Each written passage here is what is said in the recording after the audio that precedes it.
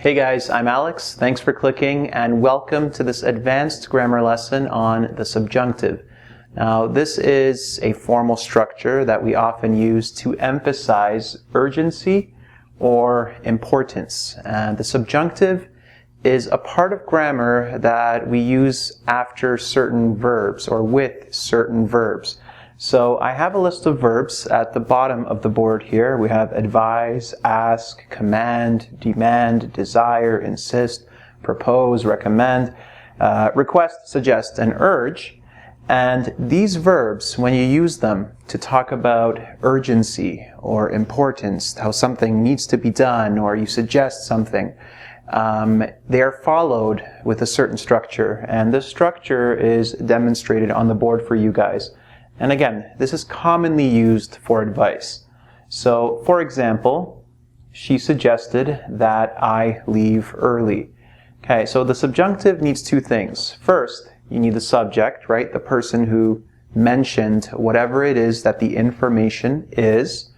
You have the verb, right? Kind of like the advice verb or the urgency verb or importance verb. So she suggested.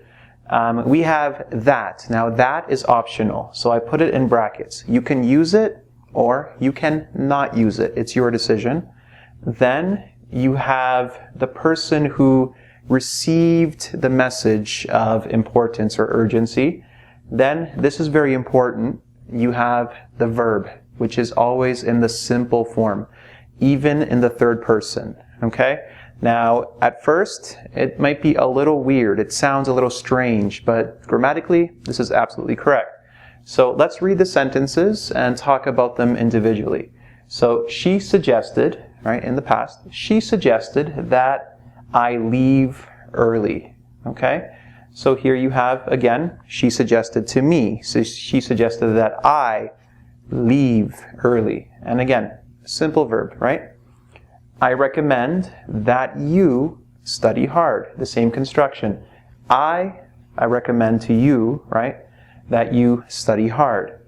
Next, here we have a third person. So this is the one that might sound a little weird to you in the beginning, since most third person verbs, sorry for that guys, all third person verbs in the present simple require an S. Now in the subjunctive, in this mode, where you're talking about advice or you're emphasizing importance or urgency of something, you don't use the S. You always use the simple verb. So, it's important that he come on time. Okay? Here you have the verb come. We don't say that he comes. It's important that he comes on time. Grammatically, it should be, it's important that he come on time.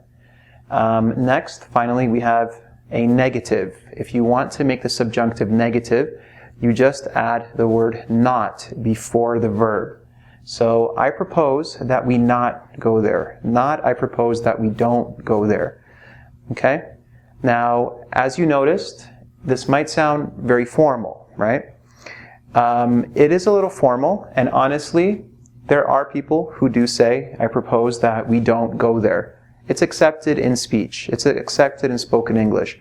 Grammatically, though, this is the way you are supposed to say it. Same with the third person example, okay? It's important that he come on time. You will hear native speakers that say, it's important that he comes on time. Meaning-wise, you understand the meaning, right? You think there's nothing wrong with that sentence. Grammatically, it's supposed to be this, all right? So just be aware that there is a difference between what is grammatically correct and what is used, because both are used, okay? Alright guys, if you want to test your understanding of the subjunctive, and also I recommend, if you don't understand some of these words, check out any dictionary website on the internet, like freedictionary.com or dictionary.com to check the meaning. And again, if you want to check your understanding of using the subjunctive, make sure that you check out the quiz on engVid.com. Take care, guys. See ya.